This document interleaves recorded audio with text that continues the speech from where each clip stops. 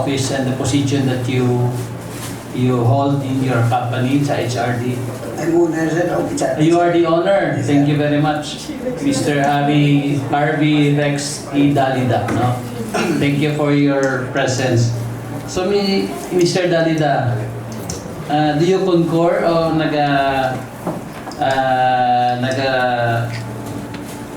nag-concur ikaw sa among diri nga findings sa buong hapon? Pwede ka pamati nga amo gini kadako sang imo nga slippage nga amo ginakadako? Sir, siyempre sa ulan na sir ako. Sampung na itala ko sir mo. Amo ni sir ako. Di ko mag-ulan sir, di ko ang tubig sir. Di straight na ng ulan. Eh, way man agyan sa piyak-piyak. Gulong. Talos tanan may mga driveway, hindi man namon sir maparit buho sir mo. Mugin na budlay, tapos may mga line pa sang nawasa. Pagka gisi manawag ka panawasa, hindi pa tayo mag-abot. Ulato mo naman, abta naman ulan. Hulong naman, hulong sa tubig. Uwala ka nito, galin sir sa side sir mo. Ako ginato ka bantay. Okay, pero tani, before mo gin-accept ka ginintrahan ang bidding, nakita mo na kung ano ang kind of work, ang rahon mo da, ano ang mga parametro nga dapat mo makonsider. Ay, damo gali ni mga driveways, din ko ni paagyo ng tubig. So, it is part of your contract o part na sa imo nga ideally dapat kintanaw mo anay ang di ba ang project nga na.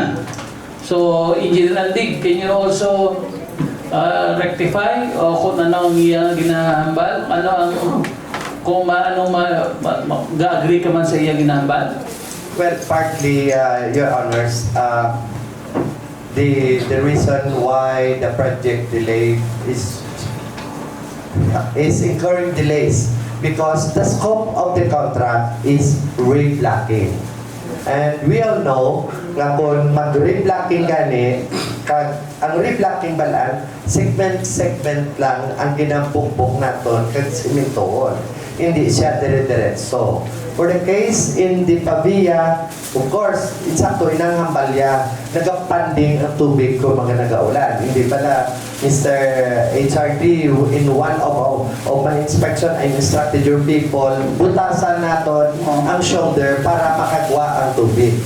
Because kami sa office, we in the office, we never allow. And kasi ko sa iya, butasin na kag magmala para mabuhusan mo. Because we will never allow that you pour fresh concrete and that kung tama ka saturated on ground because that is detrimental to the finished product natin sa concrete.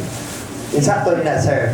Rain. But then again, ang ulan, when again, sa hanahambal ko kaina, kung magulan, ang may intention ka mag-ubra, yun ang credit namon sa imo, ang inaangad daw.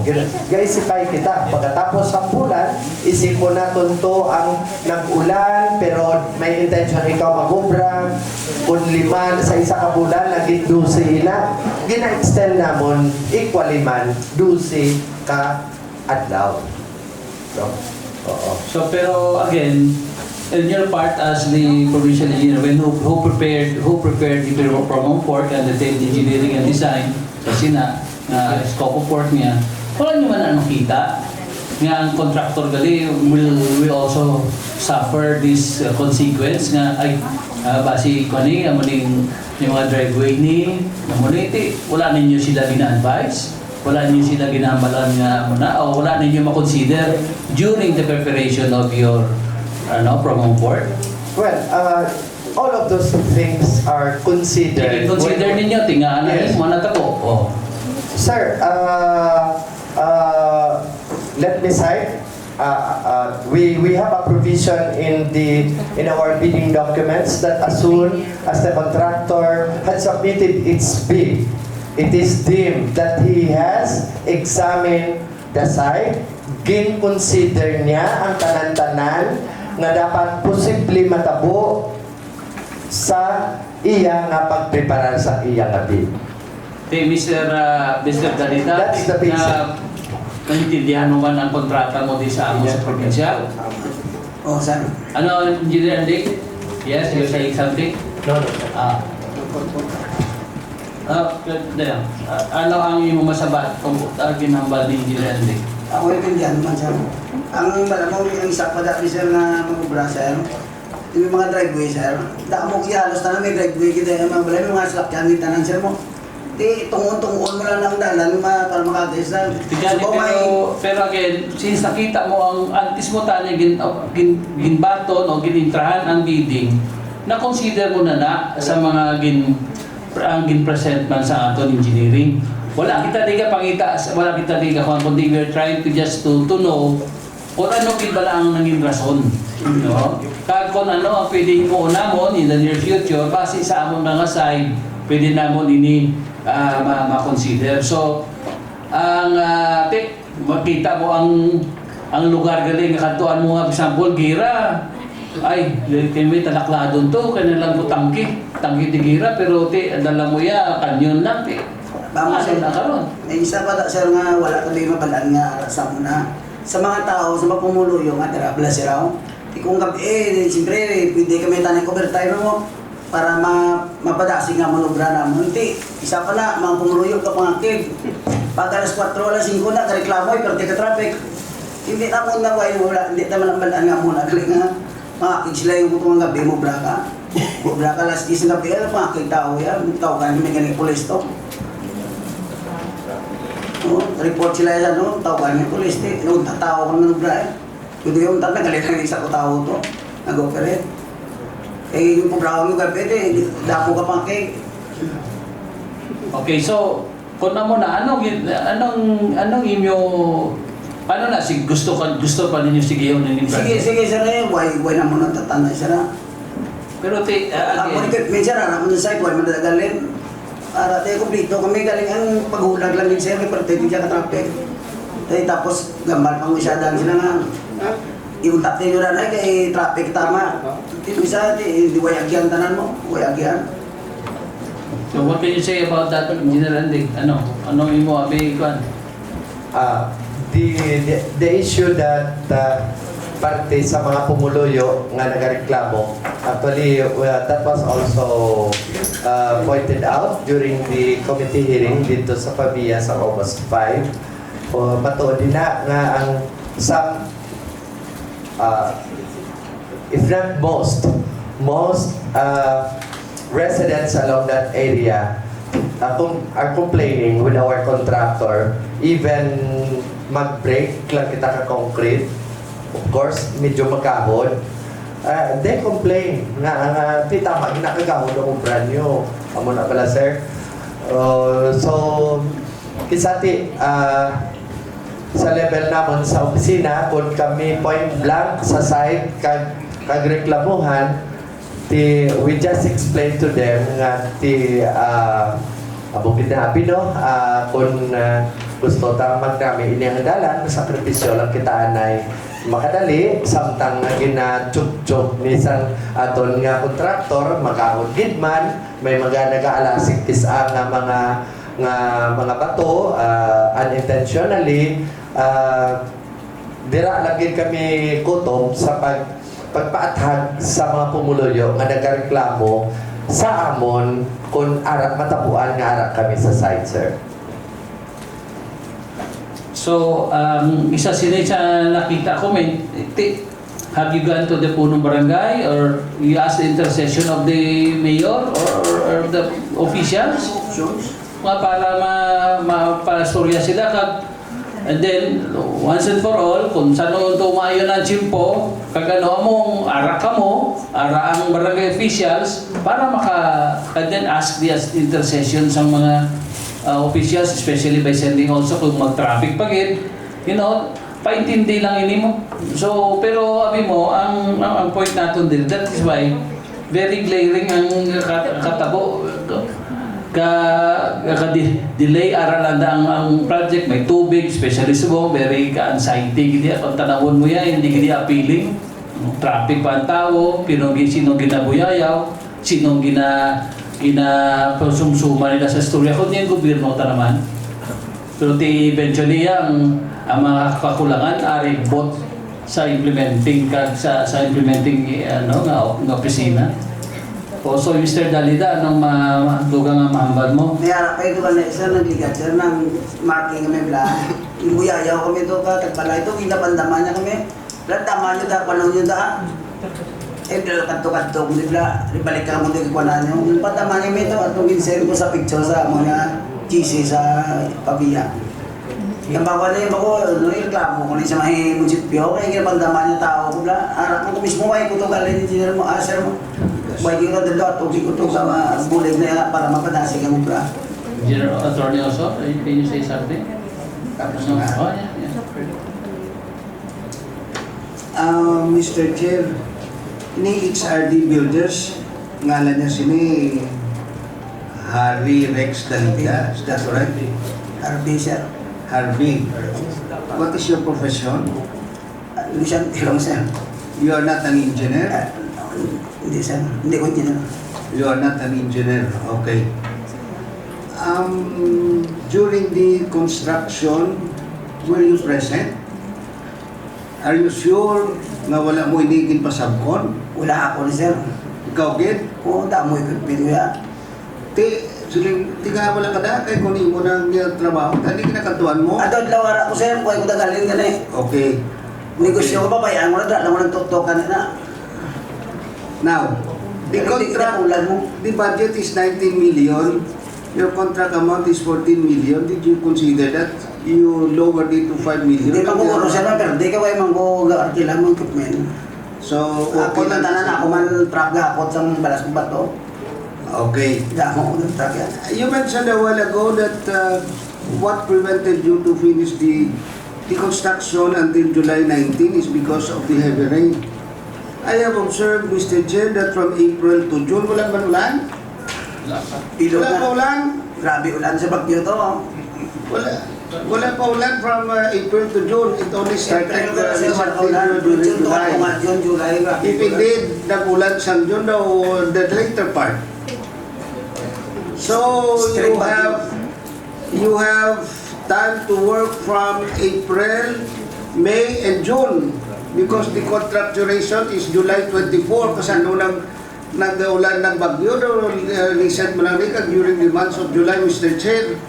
So I think that I cannot buy the idea because of the heavy rain that prevented you to acquire a negative slippage of 51%, 0.51% if your reason is merely the heavy rain. Because as we have observed, the El Nino phenomenon has reached until the end of June. It's only in the later part that there were rainfalls committed.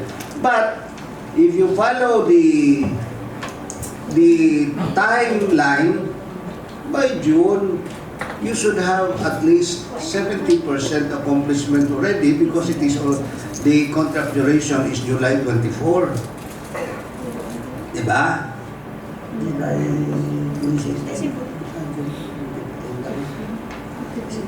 And I think, ang rason, I think siguro, Mr. Chair, the reason ko pangakit mo nga tao, kaya tingnan lugay mo. It should have been finished by July, pero until now, hindi pa natapos, and then obrahon, balikan, obrahon, so siguro ka reklamo sila. Kuhay na mo na siya ng tatan sila. Ikaw ang tatang magulan lang yun. Yes, Mr. Chair, pero in my personal observation, we are all from the province. Hindi kita sa Iloilo. Wala man ulan sa May ka June, sa kulihin na lang later part sa June na ulan. Hindi mo man kami maputigan, kaya taga-residente man kami diri. Hindi lang Mr. Harvey. I think the rain started, the La Nina started only in the later part of June. So I will not buy the idea that because of the heavy rain downpour, you were delayed by 0.51 slippage. There must be other reasons. The point that we are pointing out is that when you have the contract, inaiban mo pa, no? But you are under obligation to finish the contract on a certain period of time, no? So now there has been a great delay, but we consider also the environmental factors, but I will not buy the idea that because of this environmental factor, this heavy rain, which occurred only in the later part of July, and I think biskan sa end of the June daw, hindi pa man ito galing ulanon, hindi man pwede tamagin kaulan, you should have accomplished this already. To my mind, correct me if I'm wrong, Mr. Chair, that is my observation. Because I will not buy the idea that rain prevented you, because by the end of June, you should have already accomplished at least 70%. Because you said you have the equipments.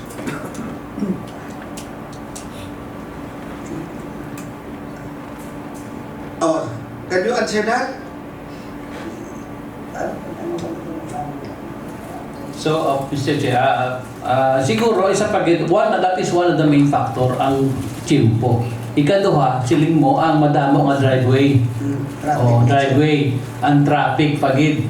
Pero again, RV Rex, tanik, before mo ginintrahan ang bidding, consider mo na nakita mo na. So, ulang taon paano nato na matapos ang project kung. And then sa ako naman punto sa engineering office, you could have also considered that. Nga base ang timeline ninyo, tama kanubo man. Iti may mga konsiderasyon ka mo nga muni. That is why nagabata ang atong extension. So from your end, you should also have to consider that.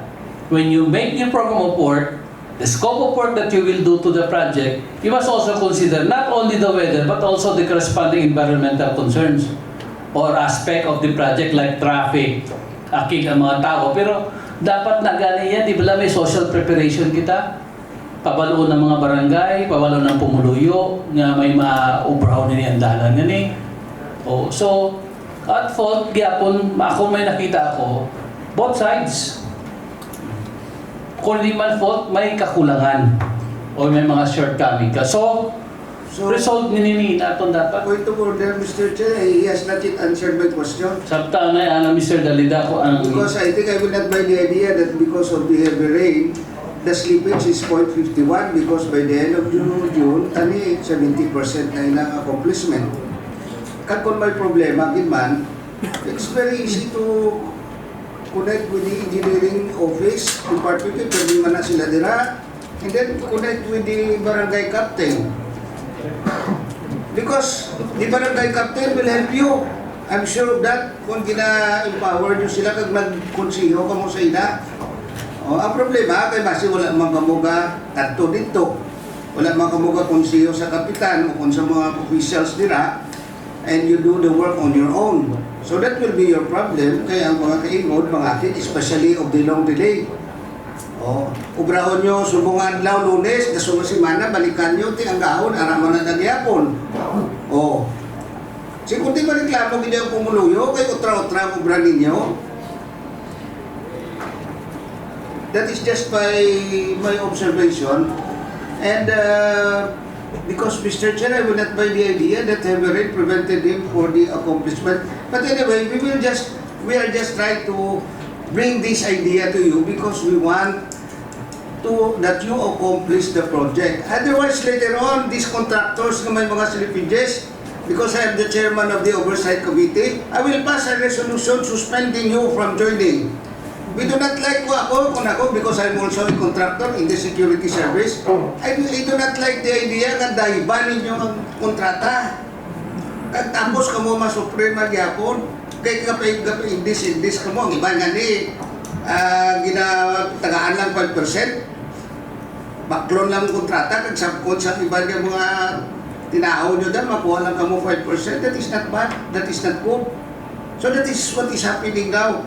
But later on, with what is going on, we will try to find out, we will prevent contractors with slippages of a big percentage. We do not mind miskan kung 19 billion ang kontrata, 19 billion ang ginabid, basta okay lang. Hindi ka daiban pa nyo gani. Tapos hindi man nyo matapos. So, the province will also suffer for that. 5 ka billion ang indaiban mo. Assuming you have the equipments, You are sure because biskan 5 million dinaiban nyo, matapos mo at the contract duration, you did not finish it. So we have nobody to blame because you are the contractor. So, tani, ang amon na lang, wala kami kintraya sa mga beach and awards, hari ang atong provincial engineering, nag-oversee sa inyo, inyo na na obligasyon. Nga, kung ano ang contract duration, tapuso ninyo, tapos, kung may problema, mapakikamot ka mo sa engineering. Kaya kung may project, kung may differential, kinambalan ko ng engineering department, abi tanawan nyo tuliwan kung ano itong sitwasyon. O, kung may problema. Because, we want as much as possible that the contract like this, no, should be finished on the date, and no, you will not also suffer. But the problem is, kamo man una na kaday, kaya pa indis ka mo, muli so kita nyo income, tapos uli delay ang bayad, kaya accomplishment nyo gamay, hindi na kamo pagtagahan sa bayad na yun, so pa problema ka mo. Di ba? Oh. So that is just my observation. Now, what is now, did he pay this slippages, engineer? Because this is already negative 51. And where is the payment of the slippages? In my notes na sa pag-bidding na. I think we have to be very strict also with our bidders. Yes, sir. Because when there is a slippage, they have to pay so that hindi na sila maanag dahil ba nila ang kontrata at tapos mag-suffer mo lang magbili. Yes, sir. Yes, your honors. Considering that the contractor had not completed the contract in time, on time, Subok? yes, so he is now suffering a liquidated damages of 7,372 pesos per day. Per day. Per So day. ilang adlaw ang balayran niya by For per day? the record, as of today, the contract is 11 days under liquidated damages. So, for a total of 81,099 pesos pa lang. So, the longer that the delay is, the bigger is the amount of our liquidated damages that will be collected to the contract. Now, presently, what is the accomplishment rate of the contractor at this point in time? The rate of accomplishment as compared to the previous month, for the month of July to August 15, doon nagkadalagan lang siya sa around 8%. So, you made an extension of time for him, no? Because supposedly, July 24, there should be already be the end of the contract. Yes, sir. Okay? Now, was there an extension granted to the contractor? Nga 11 days lang ang kwan niya, ang sleeping. Yes, Your Honor, because How many days? based on our records, we had issued a time extension of total time extension of 70 calendar days already, Your Honor. So that is more or less, that is more than 100% of the original contract duration. No? 100 But days. still, Extension 70 of 10 days. Yeah, 10 days. Yes, Your Honor. So, 70 days. Mr. Harvey, matapos mo na? Tapos mo ng September, sir. Okay? Basta hindi lang mag-ulan. Ay, hindi na yung rason ang ulan. Hindi mo na yan sana. Isang soprano pa. Hindi mo na yan. You should have considered these factors. Kaysa timprano pa ka grabe ang ingat. Ano yung Mga kinukuha ano na? lang to, sir, mo, mga tapos, bulig ko tapos, mga Kaysa ka magbugan to, akong tangadaanis dito, bisitahan ko naman na to. Sige, sir, may ganun. Kaya ako ang chairman sa Committee on Oversight. May ganun, sir, makanto ka to para kaya lantaw, may problema yun. Oh, I'm sure of that. Kaya mo to dudlaw. Or regardless, ang punching nga matapos na lang tayo. Kung matapos na, sir. Kaya tipirdi ka pa sila, oh, may 81,000 ka pang liquidated damages. Di pinanalang to mo kita. Kita iba no pa 5 million. Oh, you see? So, the point is, gindayban mo pa, na-delay pang imubra, lugi ka. Oh. That is why ang gipamahal ko taga kung pasapkol mo pa, kaya kung ikaw medyo jutay ginansya mo, ito na ito mo kung may ginansya ka. But that will also be very bad on your part. Di ko siyang mo, ako di ko siyang ko. Oo. May makukintra gani sa building kung daiban sa iban. Oh, to be honest, dapat we are helping you at the same time. Ang probinsya hindi man mag-suffer sa delay. Oo. O di imagine, no, kinaiban mo 5 milyones, may liquidated damages ka pa nga 100,000 plus. Kung di ka lulukoy ka ng kontraktor. Oh, you see? So, please, okay, we suggest, we want that you finish that so that you will not suffer more. And so that we will not pass a resolution na i-suspend ka o kung hindi ka pagpaintrahan din sa Twitter liwat.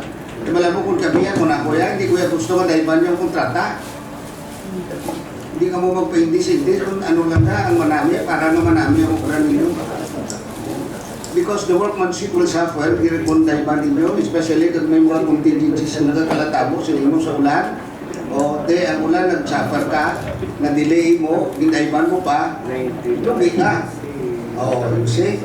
But nevertheless, tapos sumunod na. Kaya inspeksyon no, namon nito ni Board Role, ang kamambugan tulaan. Oo, sir. Oo. But please finish that. Ako ito nga, sa inyo naman din yung mga kontrakto, wala mga kami kapila po ganyan, ang brahon nyo, para nga hindi man madilig, hindi man matapos dahil. Ano ito, wala kita sa slippages na tigayon kahit hindi magreklamo ang pumuluyo ang samunpon ako ito tamo hindi ko magkot ko rin karon o ginauna ka lang namon para nga Kilometers of that segment of the road will be 1.2 kilometers. What is the length that he has already completed?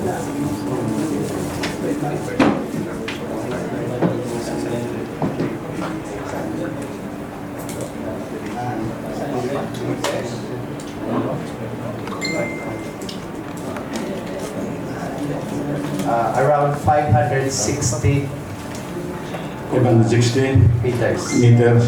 of the 1,200. That is less than 50%. Yes, Your Honor. That is less than 50%. It would be a big challenge to the contractor. Considering, Kaya, sir. considering we are now on rainy season, no? Kaya, But anyway, he has a commitment that he will complete the project before the end of September. And he is being challenged because he's going to pay 7,000 pesos, more than 7,000 pesos per day for every day of delay. As liquidated damages. Lalo yung mga contractor. oo, kita ko. Engineer Montiel is also a contractor, or board member Montiel also a contractor. But not in this mine is security services and janitorial. But we understand your predicament. But The reasons that the reasons of delay that he mentioned, those are valid reasons. No? Rain, no? That is one of the causes of delay. In that particular project, traffic, no? Magulugod lagi mga brown, kasi then inang ginsiling mo mga utility pipes. Nakapin pa kung mag-ulan, pag nag-ulan, it does not mean the following day, kung mag-init, mamalada yun. Kaya kaulag, hindi ganun ka-activities niya. So, naintindihan naman, pero we have to follow the contract, no? Your commitment. And I think it's good that you were given 70 days of time extension by because they also, the provincial engineer's office also understands your situation. That's why that office granted you 70 days of time extension. if range will continue, there is a possibility that it will be extended also by the provincial engineer's office. But you know, the problem with him is that he cannot work night time. No? Because mga mga tao dito. Kay sa muna nga project, dapat na tani matawhay o kahon kung gabi mo. Kundi lang mga tao, kaya kung siyang traffic. Mag-hold ang muna. So, ambot kung... Anyway, no? Mga muyo ka na lang hindi magulan. Ang problema ba ni Sir, ang box culvert mo kay kung gupuin ko na ba sobra na kita sa malabang gidan sa corner. Constraint, Ang box culvert. perpendicular. Constraint, no? Oo. Ang problema ko ba si gupuin ko lang ito nga hindi din ka traffic na tama na may kasaan dapat nga ikaw pa to sa piyak. Ang bago lang sa loob gupuin ko nga daw mo pati kataway. Kaya kung gupuin na naman tayo yung tunga kayo, pwede naman makayo, problema lang din. Pertiga traffic base kag may iban pa kami nga roads na kayo sa daan ng parting na. Okay, Thank you, Mr. Chair. Thank you. Board Member Soliano. Thank you, Mr. Chair. So, thank you din no, sa commitment ni Sir Harvey. Natapuso na by September. Pero tiga rin ang modern nila. Ang sa imo accomplishment, compare mo sa tilan ng tagururan, kamuna nga way gawaruran, way mo gawagin mo programa yan.